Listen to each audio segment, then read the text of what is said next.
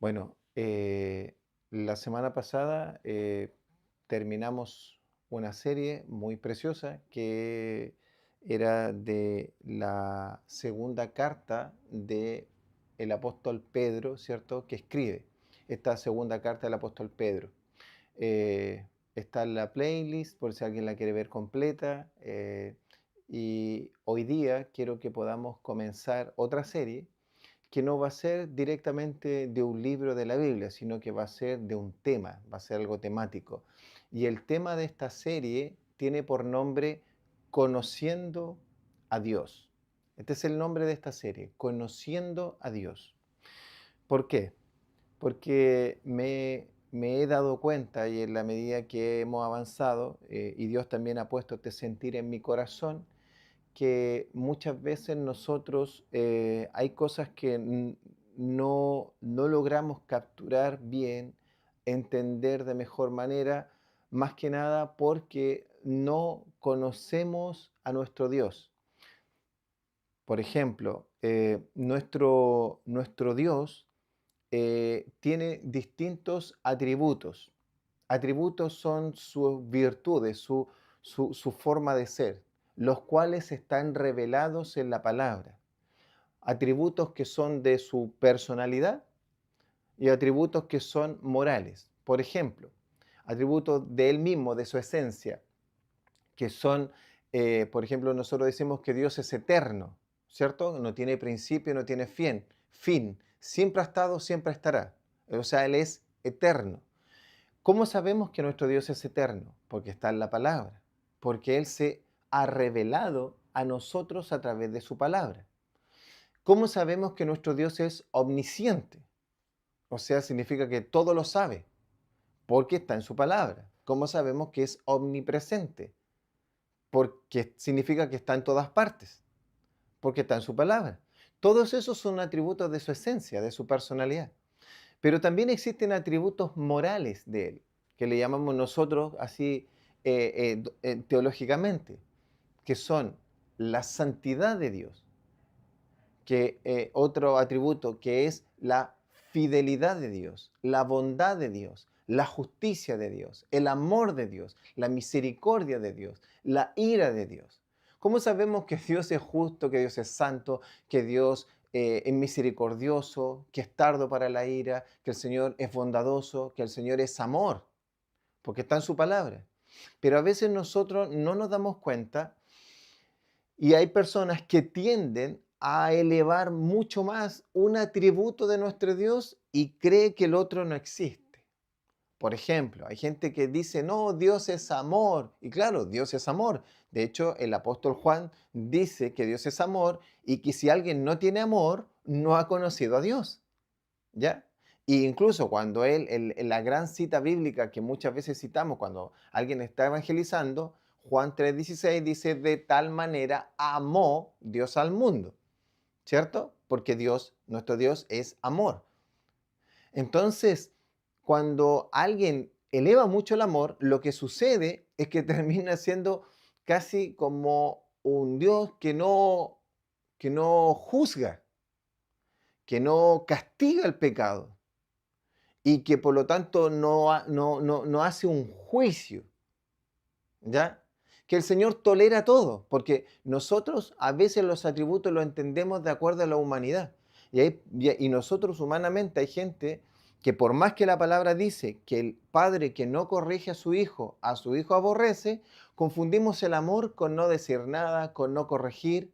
E incluso dice que hay que aplicar la vara y que la vara no lo va a matar. Obviamente que siempre con el sentido de corregir para que la persona avance y no vuelva a cometer más esa falta y tiene que ser con una debida proporción, ¿cierto? Y sin un enojo humano que es solamente una descarga de ira, ¿cierto? Para desahogarse. No nos estamos refiriendo a eso, porque nosotros a veces mezclamos los sentimientos humanos con la esencia de nuestro Dios. Y eso, ¿a qué nos lleva muchas veces? A tener una distorsión de Dios.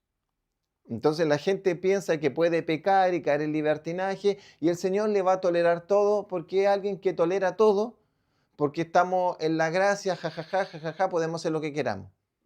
Entonces No funciona así. ¿Y eso por qué vienen todas esas cosas? Porque no conocemos a nuestro Dios. ¿Y cómo lo conoceremos? Conociendo sus atributos. Y hoy quiero comenzar para conocer a nuestro Dios con uno de sus atributos que es la santidad de Dios. ¿Y por qué comenzar con la santidad de Dios? Porque la santidad de Dios, muchas personas, no muchas en realidad, pero algunas personas lo han estudiado a profundidad este atributo y han llegado a una gran conclusión que tener entendimiento acabado del atributo de la santidad de Dios, nos va, vamos a poder comprender de mejor manera los otros atributos que Él tiene morales. Por ejemplo, los atributos que Dios es omnisciente, es omnipresente, los podemos entender porque a pesar de que tienen que comprender que de manera con nuestra mente finita, humana, pero guiados por el Espíritu Santo hasta donde nuestra capacidad nos dé, Él nos va a revelar en la manera que nuestra cabeza no nos explote de comprender a nuestro Dios. ¿Ya?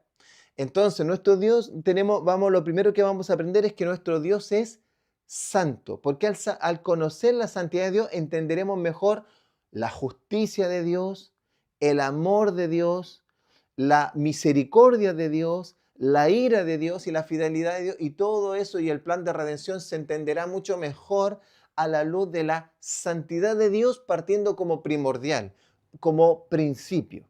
¿Ya? Es por eso que la primera que vamos a ver es la santidad de Dios. Entonces yo quiero invitarlo a que usted abra su Biblia y vayamos al libro de Isaías. Y vamos a leer Isaías capítulo 6 y vamos a ver desde el verso 1 al verso 7.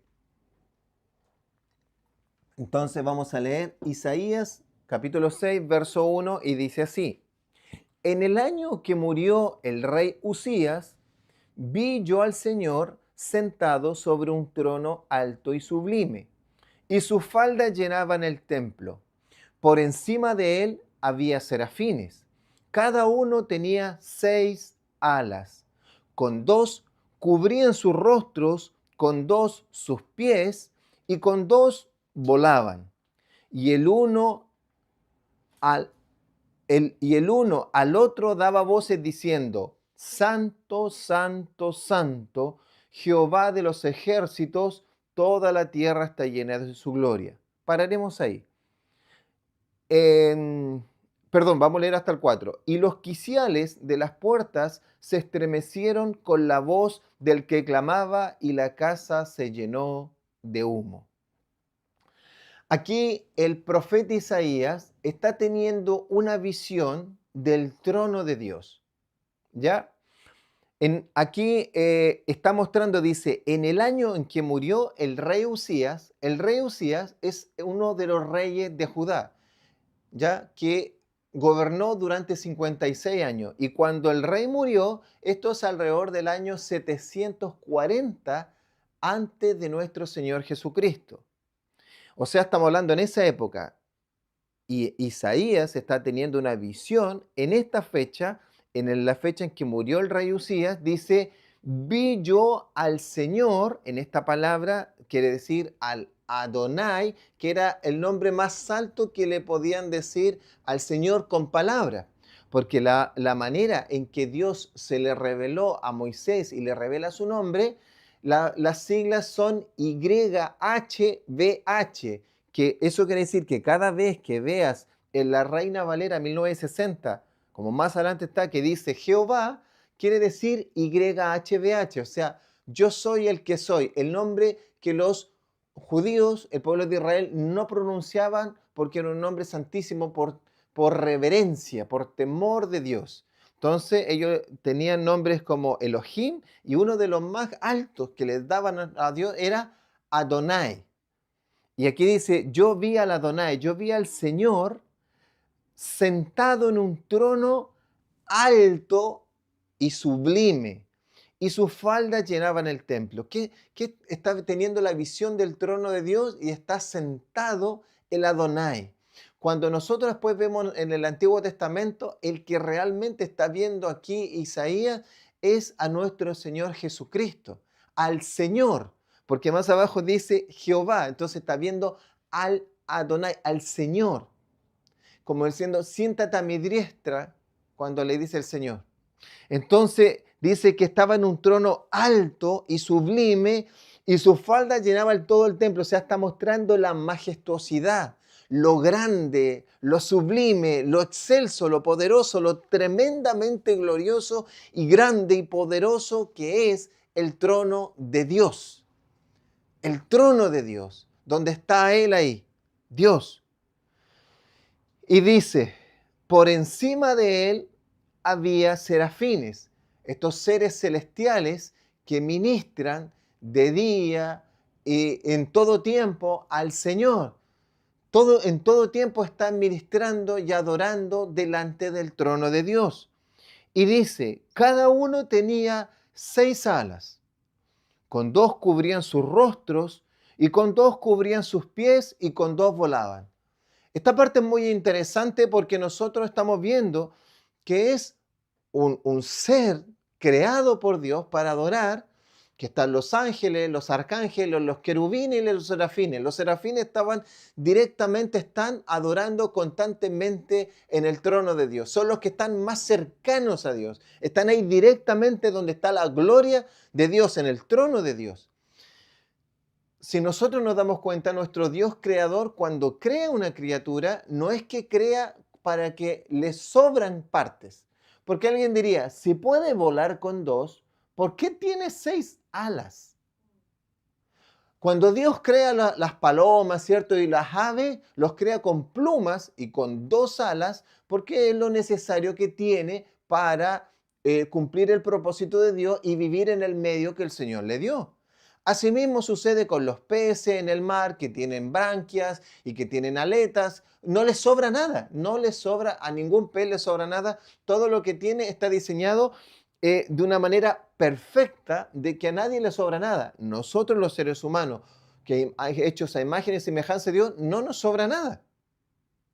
Entonces, nosotros no podríamos decir que este ser tiene 6 alas para volar más rápido. No. Aquí está mostrando algo tremendo, que está diciendo por qué estos seres celestiales diseñados para y creados para estar en la presencia directa de la gloria del Señor, el Señor los diseña con 6 alas, los crea con 6 alas. Sí, son los únicos que están en la presencia directa de la gloria de Dios. Y dice que tenían 6 alas. ¿Por qué? ¿Por qué están diseñados así, creados así? Porque con 2 se cubren el rostro, con 2 cubrían sus pies y las otras 2 para volar. O sea, 2 para cubrir su rostro. ¿Qué nos está queriendo decir esto, mis queridos hermanos? Que ni siquiera los seres celestiales creados para adorar a nuestro Dios puede estar en la mismísima gloria de Dios porque es refulgente, es quemante, es poderosísima, es tan abismante y poderosa y gloriosa y estrambótica. No sé que no, me quedan chicos todos los términos humanos y que a mi cabeza del lenguaje español vienen que para mostrarte lo poderoso, sublime y glorioso y poderoso que es la gloria directa de nuestro Dios. Que los seres creados para adorar directamente la gloria de Dios tienen que ser diseñados con más alas para cubrirse el rostro, porque si no estarían quemados. O sea, es tan potente y fuerte la gloria de Dios que ni siquiera estos seres creados pueden estar a rostro descubierto delante de nuestro Dios. Y cuando dice que cubre sus pies, otros también dicen que está cubriendo sus piernas porque en el fondo se están cubriendo completos, que era lo que tenía al descubierto, su cara, sus pies. Están diciendo, se están cubriendo todo lo que está descubierto. Todo lo que está descubierto tiene que estar cubierto delante de la gloria de Dios, porque es tan potente y gloriosa. Y las otras 2 alas para volar hacia Él, para moverse en la presencia de Dios. Wow, mira, es que eso nos tiene que mostrar cómo es la gloria de nuestro Dios. ¿Por qué esto es importante, amados? Porque a veces nosotros, ayer les contaba a mis hermanos de Punta Arenas un ejemplo que nosotros generalmente cuando los niños dicen algo decimos qué tierno. Miren, el día viernes mi hija tuvo una actividad en su colegio, un festival bien bonito donde participan todos los cursos y tienen que hacer una presentación. Y bueno, mostraron daban premiación y en este caso los premios eran en dinero. Entonces, uno de los premiados fue un primero básico, creo que era, ¿ya? Y entonces el presentador le estaba hablando a alguno y quiere ser muy simpático y le pone el micrófono a uno de los pequeños y le dice, ¿qué vas a hacer con el dinero? Que eran 100.000 pesos chilenos, alrededor ¿cierto? De $100, 100.000 pesos chilenos. Y le dice, ¿y qué vas a hacer con el dinero? ¿Qué vas a hacer con el premio? Y él dijo, comprarme una mansión. ¿Y tú qué crees que dijo el público? Qué tierno, porque todos sabemos que nadie se puede comprar una mansión, ni siquiera una casa, ni casi, no muchas cosas, ¿cierto? Con $100, con 100.000 pesos chilenos, ¿ya? No, no es posible. Pero a veces nosotros tenemos esa misma actitud delante de Dios y tenemos canciones o le decimos al Señor, Señor, Señor, muéstrame tu gloria. Y el Señor desde el cielo, yo creo, y todos los serafines mirando, qué tiernos que son. No tienen ni idea lo que están diciendo. Los serafines dicen, nos dirían ellos, imagínate, yo fui creado para estar delante de Dios y ministrar en el trono de Dios. Y creado para eso, no puedo estar con mi rostro al descubierto para ver la gloria de Dios. Porque la gloria de Dios es tan potente y poderosa que no puedo estar así. Y tú estás diciendo, muéstrame tu gloria. Si viéramos su gloria, hermano, moriríamos fulminados. ¿Te das cuenta que no conocemos a nuestro Dios? El siervo Moisés, cuando sube a buscar las tablas y está esos 40 días en ayuno recibiendo la ley, los mandamientos, y está con el Señor, ve su gloria. Bueno, y lo vamos a ver aquí más adelante, me estoy adelantando, pero en un momento también, estando él en la roca, que la palabra dice peña, pero que es una roca, Moisés le dice, Señor, he visto cosas tan gloriosas tuyas. Vi abrirse el mar, he visto la columna de fuego, vi las plagas, he visto, pero ¿cómo tú has hecho cosas gloriosas? Caminamos en seco en el mar rojo. Pero Señor, te pido, muéstrame tu rostro, muéstrame tu gloria. Y el Señor le dijo, al único que le da este privilegio, le dijo, es que, entiende Moisés, si te muestro mi gloria, estás muerto. Estás muerto. Pero voy a hacer algo. Le hace una hendidura, un orificio en la roca el Señor y esconde a Moisés. Y le dice, va a pasar mi gloria, voy a pasar yo y solo podrás ver mis espaldas. Entonces el Señor pasa su gloria, pasa a él, y Moisés es el único que de manera vivo, estando vivo como un ser humano, puede ver las espaldas de nuestro Dios. ¿Te das cuenta de lo que es decir, muéstrame tu gloria? Y tú sabes lo que estaban estos seres celestiales diciendo, dice ahí en el verso 3, y el uno al otro daba voces diciendo, Santo, Santo, Santo, Jehová de los ejércitos, toda la tierra está llena de tu gloria. A veces nosotros, amados hermanos, como no conocemos a nuestro Dios, no cansamos. Yo a veces lamentablemente escucho personas que dicen, no, que la canción debería ser más movida, está aburrido, es religiosa. ¿Por qué? Porque está más lenta, porque no hubo batería, porque no hubo emoción, no hubo algo que te moviera la adrenalina en tu cuerpo o que te subiera las emociones, la efervescencia. Pero muchas de esas cosas puede ser tu carne solamente, tus sentimientos, tus emociones. Tú sabes que el Señor Jesucristo le dijo a las multitudes, porque las multitudes siguen la efervescencia, le dijo, Ustedes no vienen por las señales ni porque yo sea el Mesías. Ustedes vienen porque les di pan y les di peces. Ustedes vienen porque están comiendo gratis. Ustedes me siguen.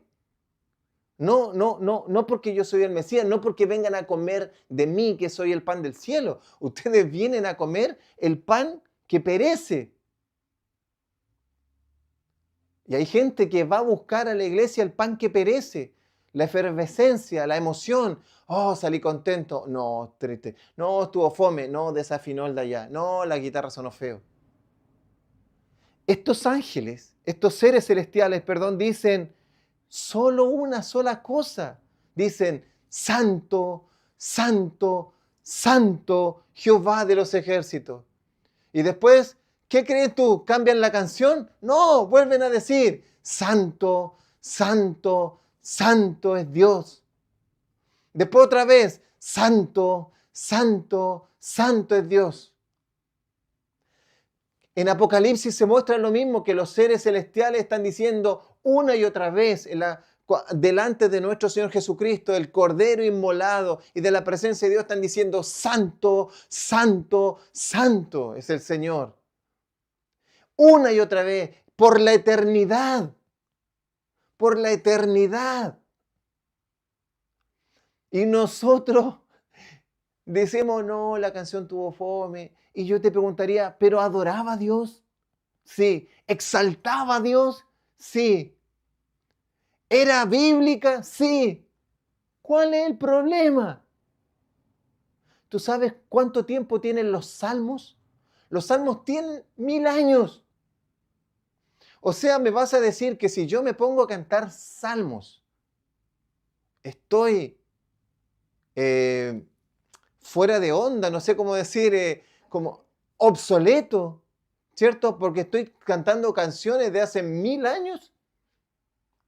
Y hay gente que no puede cantar un himno, una canción que tiene solo 50 años. Y yo te estoy hablando de una que tiene 1000. 3000 en realidad, porque son 1000 antes de Cristo. 3000 años tienen los salmos. Pero lee los salmos, la adoración sublime, excelsa a nuestro Dios. Hombres llenos del Espíritu Santo para adorar a nuestro Dios en espíritu y en verdad. Porque el Señor le reveló quién es Dios. Conociendo a nuestro Dios para exaltarlo. ¿Y por qué está aquí diciendo 3 veces santo? Santo, santo, santo. Porque él está tratando de mostrar una forma de exaltar la santidad de Dios. La santidad, decir que Dios es santo, es santísimo, es extremadamente santo, es santo, santo, santo. Es santísimo. Por eso da la expresión 3 veces, para elevar este atributo de Dios por sobre los otros. Tú no leerás en la Biblia inspirada por el Espíritu Santo a los hombres de Dios diciendo que Dios es misericordia, misericordia, misericordia. Y ni siquiera dice que es amor, amor, amor. O fidelidad, fidelidad, fidelidad. Pero sí la palabra exalta este atributo de Dios, de nuestro Dios todopoderoso, diciendo que Él es santo, santo, santo. Que no hay nada en Él que sea inmundo. ¿Te das cuenta, mis amados? No hay nada en Él. ¿Por qué? Porque miren, ¿saben lo que es santidad? Santidad es la separación absoluta entre Dios y el pecado. Santidad significa estar separado, consagrado, apartado para. Cuando se decían, estos utensilios son comunes y estos utensilios son santos para Dios. O sea, sus utensilios no se podían ocupar si no era únicamente para los rituales del templo o en el tabernáculo, porque estaban apartados para los rituales. Cuando el Señor dice, de todas las naciones me haré un pueblo santo. Este pueblo de Dios, este pueblo que voy a hacer para mí a través de Abraham, va a ser santo, va a ser apartado. No va a tener nada que ver con la otra, cómo vive todo el resto de la humanidad. Y como es apartado, le dio leyes. Y le dijo, ustedes no van a comer todo lo que come el resto, ustedes van a comer los animales puros. Y van a tener los otros impuros que no los van a poder comer. ¿Por qué? Porque ustedes son santos. Ustedes van a tener estas leyes que no tiene el resto. ¿Por qué? Porque ustedes son santos. Ustedes van a tener un espacio para ir a adorar y ustedes no van a tener miles de dioses como tiene el resto. Solo Jehová su Dios va a ser su Dios. ¿Por qué? Porque ustedes son santos y les dio leyes de purificación, de muchas cosas, leyes ceremoniales, leyes sociales, leyes morales, porque era el pueblo santo apartado para Dios, nación santa. Es el motivo de por qué Dios da esa ley a Moisés, porque es el pueblo apartado, el pueblo santo. Y dentro del pueblo santo hay gente que está apartada para ministrar la presencia de Dios.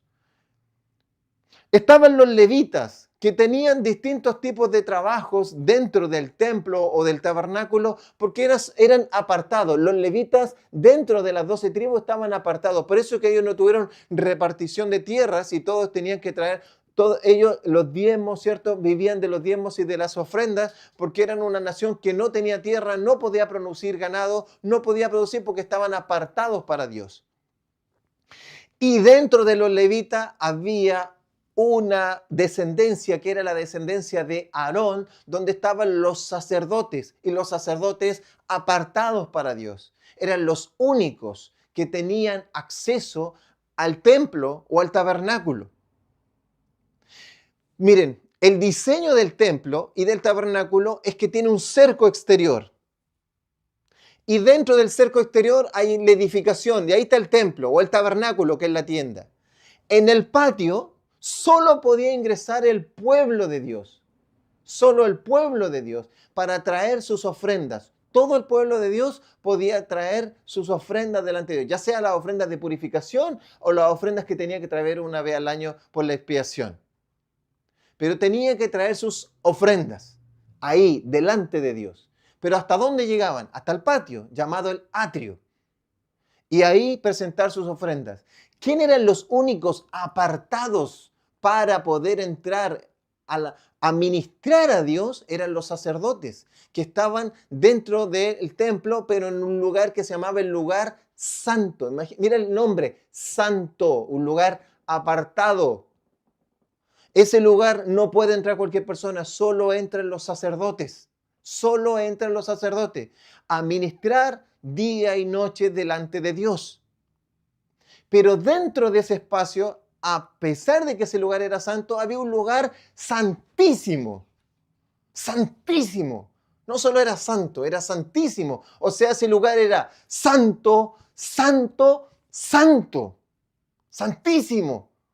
Ahí estaba la presencia de Dios, donde estaba el arca de la alianza, el arca del pacto, donde solo un solo hombre podía entrar una sola vez al año. Solo el sumo sacerdote podía ingresar al lugar santísimo, porque ese lugar era santo, santo, santo. Y si ese hombre estaba con pecado, moría fulminado delante cuando venía la presencia de Jehová. Por lo tanto, ese hombre venía con temor y temblor una vez al año. No sabía si iba, él sabía y decía, me he purificado, pero venía con temor y temblor. Quiero mostrarles lo que sucede con Isaías, este gran profeta. Imagínate, Isaías está en un momento donde está Israel, en este caso Judá, está con los ídolos, está descarriado, se ha ido en el desenfreno, no busca a Dios. En esta etapa que yo le estoy mostrando, ya los asirios están prontos a tomarse, a llevarse ya cautivo a las 10 tribus del norte. Está una situación caótica tanto en las 10 tribus del norte en Israel como en Judá. Y está este hombre, Isaías, que es un hombre de Dios, que es uno de los más justos que está dentro de esa época. No es alguien que está desenfrenado, no es alguien que lo sacaron de los lugares más perversos, no, es alguien que está apartado para Dios, está consagrado.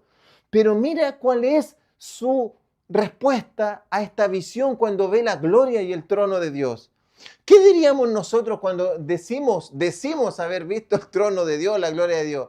No sabéis nada la visión que tuve, lo glorioso que fue, lo tremendo que fue.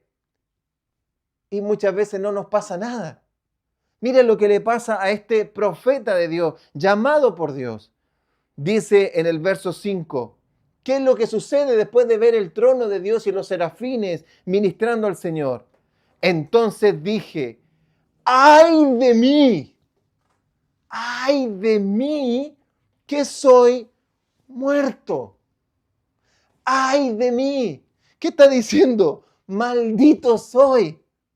Cuando la palabra habla de un ay, está hablando de que viene un juicio de Dios sobre esa persona o esa ciudad. En el Apocalipsis dice, y pasó el primer ay. Ay de los hombres que hacen tal o cual cosa. Ay de los que hacen esto porque no saben que el día del juicio del Señor se acerca. Ay de los que hacen esto otro. Cuando la palabra anuncia un ay, está diciendo, está profetizando, pero sobre un juicio de lo que Dios va a hacer con esas personas que están obrando mal. Entonces le está diciendo, ese mismo ay de miedo, de terror y de ay de mí, maldito soy. ¡Ay de mí! Que soy un hombre muerto. Esa es la expresión de Isaías cuando ve la gloria del trono de Dios. Tú sabes lo que le pasó te recordarás lo que le pasó a Saulo de Tarso cuando iba de camino a Damasco y una luz resplandeciente lo bota del caballo, que es la gloria de nuestro Señor Jesucristo, y lo bota y lo deja ciego. Por 3 días fulminado y después la vista se la dio a través de Ananías. Cae y todo el orgullo y todo ese hombre soberbio se destruyó en un rato. Él pensaba que hacía bien las cosas, él pensaba que conocía a Dios, era fariseo de fariseos, conocía la ley al revés y al derecho, se sabía toda la escritura antigua. Todo tu Antiguo Testamento, Saulo lo sabía al revés y al derecho, pero no conocía a Dios. Y en un momento se muere todo y cae todo a tierra, él y todo su argumento y todo. Y conoce a nuestro Señor Jesucristo y se le revela a nuestro Señor Jesucristo a tal punto que él después dice, todo lo tengo por basura con tal de ganar a Cristo. Porque nadie que tenga un encuentro con Cristo y con la gloria de Dios y choquemos con la gloria de Dios, quedamos iguales. ¿Sabes que cuando nosotros vemos a Dios, su gloria, su santidad, nos sentimos miserables? Sucede lo mismo que le sucedió a Adán y Eva. Adán y Eva podían andar, Dios venía con su presencia y les hablaba directamente. Hola Adán, hola Eva, ¿cómo están? Y los ministraba y ellos hablaban directamente con nuestro Dios. Pero cuando pecan, ¿qué sucede? Dice ahí en Getsemaní. Se esconden. Se esconden. Y el Señor le dice, Adán, ¿dónde estás? Es que tuve miedo. ¿Por qué? Porque la santidad de Dios nos hace sentir miserables. La santidad de Dios nos hace sentir miserables, nos hace sentir que somos la peor escoria del mundo, que no tenemos forma de acceder a Dios. Eso produce la santidad. Por eso la palabra dice, hay una tristeza que es de Dios para el arrepentimiento. Porque si la persona no se siente miserable, no se siente triste y culpable, que necesita un Salvador, que necesita un socorro, ¿cuál es el motivo de ir a Jesús? Jesús le dice, nuestro Señor Jesucristo, a las personas, venid a mí los que están cansados y trabajados, y yo los haré descansar. Pero si tú piensas que tu vida está extraordinaria, ¿cuál es el tema? Venid a mí los que tengan sed. Venid los sedientos. Pero si tú no tienes sed, si tú no tienes hambre, ¿por qué vas a querer comer del pan de vida? El Señor dijo, yo no vine a los sanos, vine a los enfermos. Bienaventurados los pobres de espíritu. Bienaventurados los pobres, porque ellos verán a Dios. Porque necesitamos encontrarnos como Saulo y como los hombres de Dios con Dios mismo y nos haría sentir miserables. Y eso es lo mejor que nos puede pasar en la vida.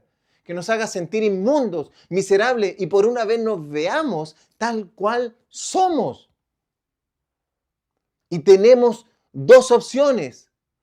Escondernos y nunca más que me hablen de Dios porque no quiero que me muestren mi pecado en la cara. O bien decir, soy miserable, estoy muerto, soy indigno de estar delante de Dios. Es poderoso, por eso este hombre dice, ay de mí que soy muerto, porque siendo hombre inmundo de labios, y no es que era un hombre desenfrenado que decía groserías todo el día, ni mucho menos, sino que era un hombre de Dios, dice inmundo de labios, y habitando en medio de un pueblo que tiene labios inmundos, han visto mis ojos al Rey, Jehová de los ejércitos. Pero ¿qué hace Dios? ¿Lo deja ahí tirado? ¿Lo deja ahí con este sentimiento? No. Dice el verso 6 y el verso 7, y voló hacia mí uno de los serafines, de estos seres celestiales que tenían tapado el rostro delante de Dios, ¿cierto? Y su cuerpo, por la gloria de Dios, dice, y voló hacia mí uno de los serafines, y teniendo en su mano un carbón encendido, y tomándolo del altar de Dios, dice, lo tomó con las tenazas porque estaba encendido el carbón y tocando con él sobre mi boca y dijo, he aquí que esto tocó tus labios. ¿Qué sucede con eso? Y es quitada tu culpa y limpio tu pecado. ¡Wow! Isaías por primera vez logra respirar después de esa aflicción tan amarga, tan dura, de sentirse miserable, de decir, ay, estoy muerto, he muerto, frente a la santidad de Dios, estoy muerto. El Señor, y Él dice el por qué, porque soy de labios inmundos. La palabra dice que el Señor juzgará a cada uno de nosotros por cada palabra que sale de nuestra boca. Por eso, que siendo Él un hombre de Dios, entendió que lo que salía de su boca no siempre eran palabras de bendición, no siempre eran palabras de alabanza al Señor. Por eso que nuestro Señor Jesucristo, cuando le dijeron, oye, tus discípulos no se lavan las manos, dijo, no, no, no. El problema no es lo que entra por la boca, el problema, lo que contamina, o sea, lo que ensucia al hombre, lo que le roba la santidad al hombre, es lo que sale de su boca. Por eso que Isaías dice, soy de labios inmundos, porque a los labios inmundos contaminan todo tu cuerpo. ¿Te das cuenta? Y dice, y habito en medio de un pueblo, todo el pueblo que me rodea, siendo el pueblo de Dios, tiene los mismos labios que yo. Estamos todos muertos, todos contaminados e inmundos. Pero ¿qué hizo el Señor? Saca un carbón, manda a un serafín para que tome un carbón y se lo ponga en el lugar donde estaba la raíz de su pecado, la raíz de su inmundicia, su boca. Y se lo pone en su boca y le dice, es quitada tu culpa y limpio tu pecado. ¿Saben lo que sucedió después? El Señor lo llama y le dice, ¿a quién enviaremos? Verso siguiente. ¿A quién enviaremos a predicar? ¿A quién enviaremos a dar la buena nueva? Y el que había dicho que era de labio inmundo, pero ahora siendo limpio por Dios, le dice, heme aquí, envíame a mí. ¿Cuál fue el cambio? El cambio es que el Señor lo limpió. El cambio es que el Señor lo purificó. Nosotros, amados hermanos, estábamos impuros, sucios, con labios inmundos, ojos inmundos, oídos inmundos, cuerpo inmundo, alma inmunda, todo inmundo. Y por eso nuestro Dios entregó a su Hijo unigénito, que su Hijo, ¿sabes cómo es? Santo, santo, en todo fue tentado, en nada pecó. Cuando el apóstol Pedro dice que lo que había sido confabulado contra él era que lo que había estado escrito de que el Hijo Santo de Dios iba a padecer. ¿Cómo se le dice al Padre? Santo. Cuando nuestro Señor ora y en Juan 17 dice Padre Santo. ¿Cómo es el Hijo? Santo. ¿Y cómo es el Espíritu de Dios? Santo. Por eso le decimos Espíritu Santo. Y imagínate, y el Padre que es santo, envía a su Hijo que es totalmente santo a encarnarse en un cuerpo humano para llevar el sacrificio de expiación y llevarse todos los pecados en su cuerpo para que todo aquel que en él crea no se pierda, sino que tenga vida eterna y sea limpiado de todos sus pecados y así tenga acceso al trono de la gracia. Y no solamente un hombre una vez al año entra al lugar santísimo, que es santo, santo, santo, sino que ahora su pueblo que está santificado y purificado por la sangre del Cordero, siendo el único sacrificio, puede acceder al lugar santo, santo, santo, todos los días, a cualquier hora, a ministrar a Dios, a adorarle y a alabarle, porque el velo del templo se rasgó. Pero nosotros no logramos comprenderlo. Oro para que la mente finita de nosotros se abra y nos demos cuenta de esta gran, gran bendición. Que el pueblo de Dios llegaba hasta el atrio, los sacerdotes hasta el lugar santo y un solo hombre hasta el lugar santísimo. Y nosotros únicamente porque estamos vestidos de los ropajes del Cordero de Dios, que es de la sangre de Dios y estamos vestidos y revestidos de Él, podemos acceder al trono de la gracia delante de Él. Por eso podemos acceder, porque estamos revestidos de Cristo. La sangre de Jesús nos purifica. Él está haciendo una obra de santidad en nosotros. ¿Y qué está haciendo después de que nacimos de nuevo del agua y del Espíritu? Santificándonos, purificándonos por medio de su palabra. ¿Para qué? Para que luego, cuando Él venga en su segunda venida y se restauren todas las cosas, nos dé cuerpos glorificados, cuerpos incorruptibles y seremos su nación santa. Ya somos santos, pero seremos su nación santa completa, habiéndose restaurado todas las cosas. Y podremos estar para siempre con Él. ¿Por qué? Porque somos un pueblo santo. Ese es el motivo por qué podemos estar. Entonces, amado, maravíllate de nuestro Dios. Él es poderosísimo. Y el único motivo por qué podemos acceder al trono de su gracia es porque a través de la sangre de nuestro Señor Jesucristo podemos entrar confiadamente delante de Él. El velo del templo se rasgó y tú puedes orar, puedes clamar. ¿Y sabes qué es lo tremendo? Que el Espíritu Santo de Dios, es el Espíritu, no es cualquier Espíritu, es el Espíritu Santo, habita dentro de ti y de mí para guiarnos y purificarnos. ¿Por qué? Porque Dios nos está santificando, haciéndonos parecer al Santo que es nuestro Señor Jesucristo que se encarnó. Vamos a llegar hasta ahí, amados míos, hoy día. A Él sea toda la gloria. Oremos a nuestro Dios.